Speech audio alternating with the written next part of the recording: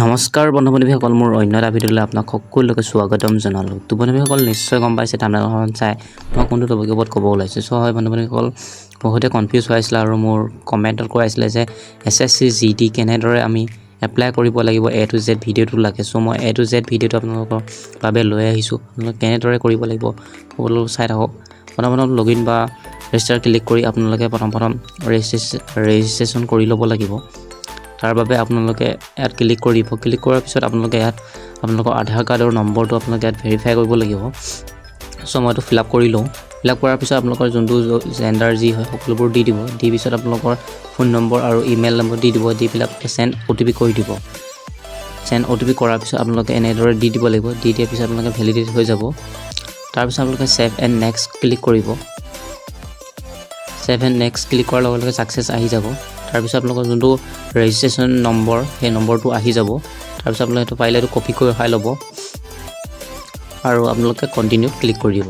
তাৰপিছত আপোনালোকৰ ইয়াত যোনটো ৰেজিষ্ট্ৰেশ্যন নম্বৰটো হয় ৰেজিষ্ট্ৰেশ্যন নম্বৰটো আপোনালোকে ইয়াত পেষ্ট কৰিব লাগিব। তাৰপিছত আপোনাৰ পাছপোৰ্টটো আপুনি যাৰ কৰে, যদি আপুনি নিজৰ কৰে নিজৰ মোবাইল নম্বৰ ইনবক্সত নহয়তো ইমেইলত গুচি যাব। সো আপোনালোকে এনেদৰে আহি যাব SSC অফিচিয়েল ৱেবছাইটত এনেদৰে আহি যাব।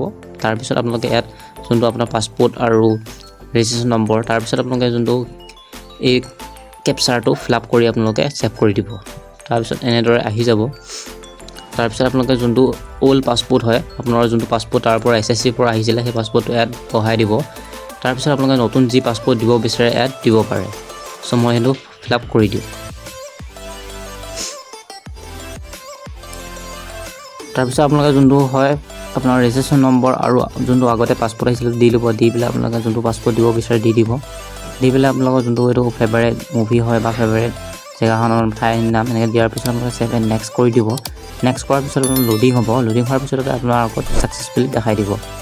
যদি আপোনাৰ শুদ্ধ হৈছে এনেদৰে আহি যাব। তাৰপিছত অ'কে ক্লিক কৰি দিব। ক্লিক কৰাৰ পিছত আপোনাৰ যোনটো ৰেজিষ্ট্ৰেশ্যন নম্বৰ আৰু নতুনকৈ যোনটো দিছে পাছপোৰ্ট তাত আপুনি দি পেলাই আপোনাৰ যোনটো কেপচাৰটো হয় কেপচাৰটো ফিল আপ কৰি দিব লাগিব। সো মই এইটো দি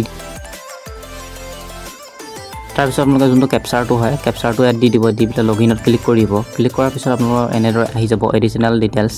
তাৰপিছত আপোনালোকে ইয়াত আপোনালোকৰ যোনটো নেশ্যনেলিটি মানে আপোনালোকৰ দেশখনৰ নাম তাৰপিছত আপোনাৰ যোনটো এনেদৰে আহি যাব আপোনাৰ যোনটো ৰেজিষ্ট্ৰেশ্যন নম্বৰ আৰু পাছপোৰ্ট আপোনালোকে যদি ছেভ কৰিব বিচাৰে ছেভ কৰি থ'ব পাৰে। তাৰপিছত আপোনালোকৰ যোনটো এডিশ্যনেল ডিটেইলছ আপোনালোকৰ কেটেগৰীটো চেক কৰিব লাগিব। আপুনি ST OC OBC যি হয় আপুনি চিলেক্ট কৰিব। তাৰপিছত নেক্সটটো হ'ল ভেৰিফাই কেটেগৰী। আকৌ আপুনি সেইটো যোনটো কেটেগৰী চিলেক্ট কৰিছে ফাৰ্ষ্ট তাৰপৰা নেশ্যনেলিটি আপোনালোকে চিলেক্ট কৰিব লাগিব। আপুনি যদি ইণ্ডিয়া হয় ইণ্ডিয়াত ক্লিক কৰিব, নহয়তো আপোনালোকে অপশ্যন দেখিছে নিশ্চয়। সো মই ইণ্ডিয়া যিহেতু হয় ইণ্ডিয়াত ক্লিক কৰি দিছোঁ। তাৰপিছত আপোনালোকৰ যোনটো এটা ভিজিবল আইডেণ্টিফিকেশ্যন মাৰ্ক লাগিব। আপোনালোকৰ যদি মাৰ্ক আছে আপুনি ইয়াত দি দিব। সো আপোনালোকৰ যোনটো প্লেজত আপোনালোকৰ যোনটো এড্ৰেছ আছে এড্ৰেছটো আপোনালোকে দি দিব ভালদৰে। দিয়াৰ পিছত আপোনাৰ পিনক'ডটো দি ছেভ এণ্ড নেক্সটত ক্লিক কৰি দিব। ক্লিক কৰাৰ পিছত আপোনালোকে এনেকৈ লোডিং হ'ব। লোডিং হোৱাৰ পিছতে আপোনালোকৰ সন্মুখত ছাকচেছফুলি আহি যাব। তাৰ কাৰণে নেটটো ধৰক অকণমান শ্ল' হৈ আছে। সো আপোনালোকে সোনকালে কৰক নহ'লে। তাৰপিছত ক্লিক কৰাৰ পিছত এনেকৈ লোডিং আহিব। লোডিং হোৱাৰ পিছত আপোনালোকৰ অপশ্যনত এনেকৈ এপ্লাই বুলি আহি যাব। তাৰপিছত আপোনালোকে এপ্লাই ক্লিক কৰি দিব। যেতিয়া আপোনালোকৰ ৰেজিষ্ট্ৰেশ্যনটো ক্লিয়াৰ হৈ যাব তাৰপিছত আপোনালোকৰ এনেদৰে আহি যাব এপ্লাই ক্লিক কৰাৰ পিছত আপোনালোকৰ পাৰ্চনেল ডিটেইলছ আপোনালোকে ইয়াত ভৰাব লাগিব। যিহেতু অলৰেডি মই ফিল আপ কৰিছিলোঁ ফিল আপ হৈ আছে।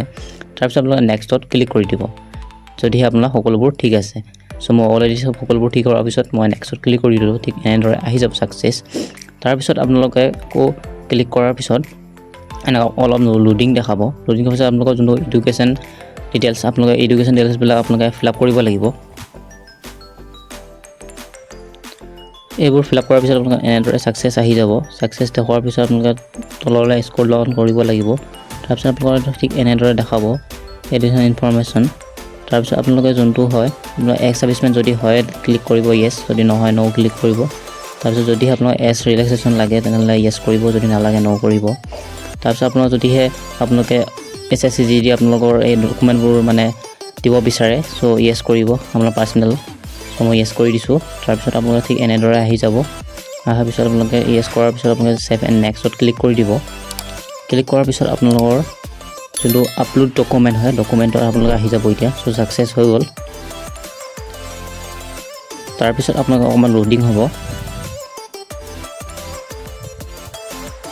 তাৰপিছতে আপোনালোকৰ যোনটো এডিশ্যনেল ইনফৰমেশ্যন আপোনাৰ প্ৰিফাৰেঞ্চটো আপুনি সিলেক্ট কৰিব লাগিব যে আপুনি কোনটো চেণ্টাৰত আপুনি এক্সাম দিব সো মই এক্সামটো মানে যোনটো প্ৰিফাৰেঞ্চ হয় এক্সাম চেণ্টাৰৰ মই তাৰটো সিলেক্ট কৰি দিওঁ আপোনালোকৰ যোনটো হয় তিনটা অপচন দিয়ে মানে প্ৰিফাৰেঞ্চ দিয়ে আপোনালোকে যোনটো মানে জেগাত আপুনি ওচৰ হয় সো এইখিনি তাত আপোনালোকে সিলেক্ট কৰি দিব সো মোৰ ইয়াৰ ওচৰ হয় মোৰ ইয়াৰ গুৱাহাটী হয় সো মই গুৱাহাটী সিলেক্ট কৰি দিছোঁ নেক্সট মোৰ য'ত হয় আপোনালোকে এড সিলেক্ট কৰি দিব আপোনাৰ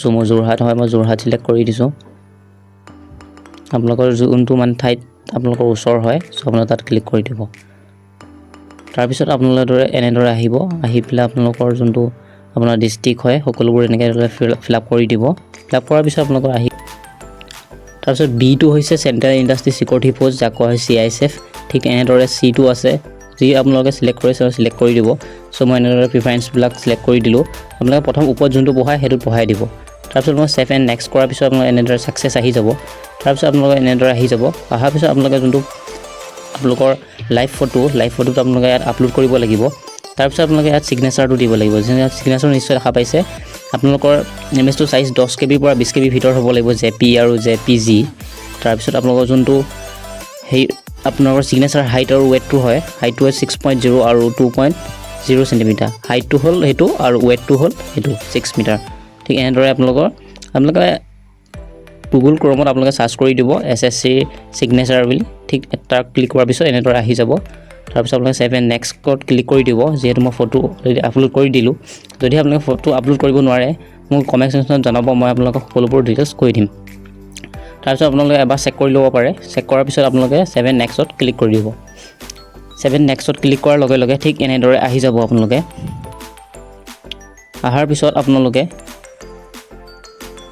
যেনে আপোনালোকে নিশ্চয় দেখা পাইছে আপোনাৰ আই এগ্ৰি ক্লিক কৰি দিব ক্লিক কৰি আপোনালোকৰ যোনটো কেপচাৰটো হয় কেপচাৰটো ফিল আপ কৰি দিব সো মই কেপচাৰটো ফিল আপ কৰি দিওঁ ফিল আপ কৰাৰ পিছত আপোনালোকে ছাবমিটত ক্লিক কৰি দিব যেতিয়া ছাবমিটত ক্লিক কৰিব অকণমান লোডিং হ'ব তাৰপিছত আপোনালোকৰ এনেদৰে আহি যাব তাৰপিছত আপোনালোকৰ যোনটো form receive successfully content verify pending যদিহে আপোনালোকৰ পইচা কাটিব নালাগে তেনেহ'লে আপোনাৰ অলৰেডি এপ্লিকেশ্যনখন আহি যাব আপোনাৰ হৈ যাব এপ্লাই যদিহে আপুনি পইচা কাটিব লাগে যিহেতু মই যোৱা কৰি দিছিলোঁ তাৰ OBC হয় সো আপোনালোকে পে' কৰি দিব মানে এনেদৰে 100 টকা পে' কৰিব লাগিব সো আপোনালোকে পে'ত ক্লিক কৰি দিব ক্লিক কৰাৰ পিছত আপোনালোকে এনেদৰে অকণমান লোডিং হ'ব লোডিং হোৱাৰ পিছত আপোনালোকে এনেদৰে আহি যাব পে'মেণ্টটো কৰাৰ পিছত আপোনালোকৰ আপোনালোকে প্ৰথমতে আকৌ যাব লাগিব প্ৰথম পেজৰ হোম পেজত গৈ পেলাই আপোনালোকৰ যোনখন এপ্লিকেশ্যন হয় এপ্লিকেশ্যন ঠিক এনেদৰে আহি যাব সো আশা কৰোঁ ভিডিঅ'টো চাই আপোনালোকে ভাল পালে যদি ভাল পালে এটা লাইক কৰিব নাপাৰিব ধন্যবাদ